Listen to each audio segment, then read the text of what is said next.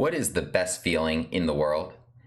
That's right, preparing a brand new chess opening gambit and getting it in a game immediately and crushing with it. There's just no other answer. And so on stream, I had been recommended the following gambit. It is against the London with our favorite move c5, striking immediately, and white almost always plays e3 as they should. And then after queen b6, immediately attacking b2. So I have a video covering knight c3, which is widely considered to be the best move. Queen takes b2, knight b5, encasing the queen, threatening knight c7, forking our king and rook. And instead of following the mainline theory here with knight d5 or knight a6, defending c7, I offer c takes d4. It's called the London Crusher 9000, allowing the rook to be taken and coming out with bishop to b4 check and a massive, massive attack. That video will be right above my head right now and also in the description. You must check out the London Crusher 9000 against the mainline knight c3. However, the second most common move in this position is pawn to b3, just saving the b2 pawn, and here white's not really better anymore. b3 is an awkward move, and there's many ways for black to proceed, but I had been recommended, as you will see in Twitch, of playing pawn takes d4, and then d6, so white plays something like knight f3, and then just e5. Just sacrificing this pawn and coming out with bishop to c5, and you will see the awesome theory, and you will see the implementation of that. And so check out this awesome new gambit against the London. I'm so excited to show you the best feeling in the world. Enjoy, Gambit Chads. Here's the original stream. All right, I like this. We trade on d4, and then we play for e5. And now we're attacking f2. Right back. Castles. Looks like white's maybe okay. Okay, but this looks like compensation. This looks like compensation for sure. So like, let's say bishop out. Then, oh, that might be a big blunder actually. That might be a big blunder. So yeah, no, this is very valid. This is very valid. I kind of like this. So we just take it and we just sacrifice this pawn with e5, coming out bishop c5, and we just castle. We're just playing knight here, rook out, rook here. The pawn on b3 is very stupid, as you know, we point out in this line, for example. You know, however else you defend this, I think also there's some problems here. Yeah, knight c3 is a big problem. So this is under attack and rook e8. So I like this new idea against b3. So b3 was like the one way for them to avoid the London Crusher 9000, maybe get some tame position, even if it's slightly worse for them. But now we're gonna hit them with a new gambit. It is the envyanners gambit. The envyanners gambit of just taking, playing d6, e5, and just developing out. I like it. I like it. All right. If I upload all this to YouTube, like and subscribe. Thanks so much for watching. Peace. And I will keep streaming right now. So if white plays c3, saying here c3 on move 6. So I'm looking here on the database. Knight f3 is the most common move. Knight f3 allows us to do this sacrifice. Take. So we cover knight takes. If bishop takes is more common. But that appears to be, because at least they had knight d3 before, right? So how do you guard it now? So you need bishop d4, something like this. Just castles. Right, so bishop e2. But then that gives them this pin, right? So they probably were better off. And c3, so then we just put a lot of pressure here and win that back, right? They were probably better off trading first, bishop e2. But then, yeah, something like you showed here, where the pieces just come out. Rooks have some great files. All these files are nice, and it's pretty comfortable because this pawn is like I said, very bad here. It gives knight c3 ideas. So I like that. I like that. So there was this other move. So c3 now. It's so awkward to play c3 now. So e5. Take, bishop out. If bishop d4 here. We can continue putting pressure. So castles. Knight out. Just continue putting all this pressure down these D and E lines, right? Just knight c6, rook d8. I mean, the worst case scenario for black is that you're down in pawn, but you just keep playing and you just bring your pieces out. You risk absolutely nothing. And if we want to strike before they castle, we can trade, give this check, right? So before they castle, now if they keep trying to hold their castle, might end not good for them. So now if they castle this moment, then they lose their rook, right? So takes here, castles now rook d8. I mean, it should just be a normal position, but it's like they're losing a piece. Because how do you save your piece there? Here you lose it. You're pinned. Queen c2, here you're pinned. Nasty stuff. Nasty stuff. So I like this d6, e5. And almost everybody is taking it. Almost everybody's taking that pawn.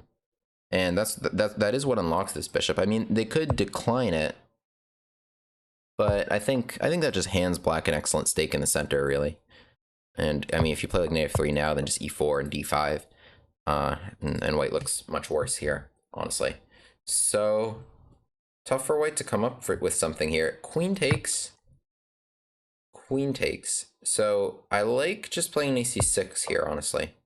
Because, so we hit the queen. If they take it, a takes. And I'm very happy about this a takes captured. Because the a file is strong. So let's say knight f3 now. So recommending this move g5. The engine's telling me g5 is the best move. It's absolutely crazy. I don't even know how I can justify g5. What's the point? So knight takes, or bishop takes? It's just like, oh, g5 because we just put a bishop there. That's the point. Just put a bishop there. That's killer. And so knight takes, just put a bishop there, right? We could play this first. Bishop g7. Yeah, I mean, they play b3. Wow, just g5, bishop g7. That's so funny. That's so funny. So takes, so d6. I like it. Knight f3, e5. So there's knight takes, there's bishop takes. So if bishop takes, we kind of covered this. Bishop back. Castles, rook d8, right? All good stuff. Knight takes. Got here, knight d3. So this was covered as pretty much the best white could play. But again, I mean, this position doesn't even occur in the database. Nobody's even found. Okay, bishop e3 was played in the one game here. And then just rook e8. Bishop e2. Oh, this game continued with this sacrifice, which is an interesting sacrifice. Yeah, I don't know.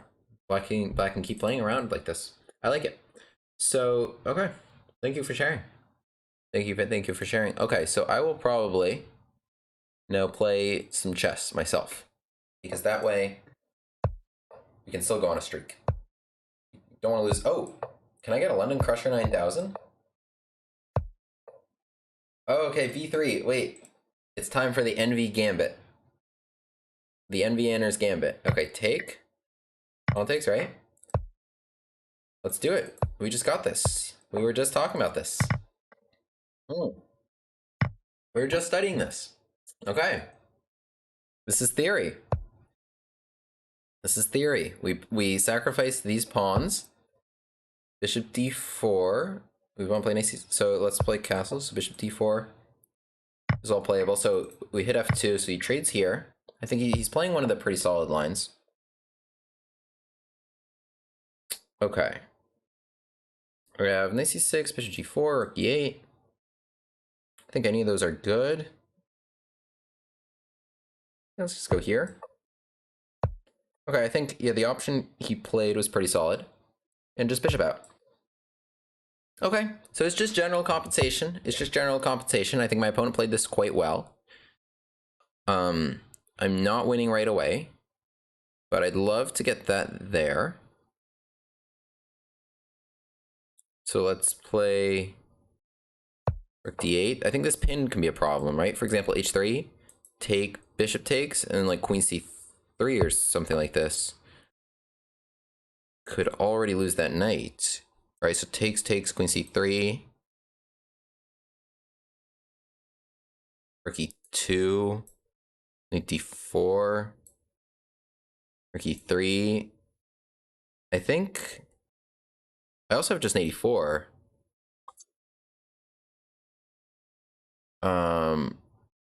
Okay, wait, takes. I think I can win this knight. I think maybe I could have led with knight e4. But okay, I have this. So if knight b1, I would just take that. All right, so otherwise this pin is super strong. Super strong pin. Rook e1 was even obviously more useful than h3, but rook e2 defends, right? And then knight d4 hits the rook. And then my point was rook e3, I would go take, check, and then I was going to collect that knight. I think I'm winning that knight. I think, yeah.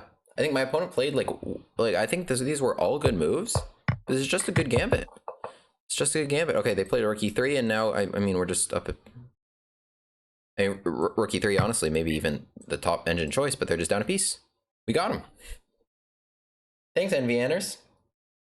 Play the envyanners gambit against the b3 London. You tried to dodge the LC 9000. There is no dodging my gambits. Or our gambits. Our gambits. Alright, here we got that threat, so no b7 problems. Nice.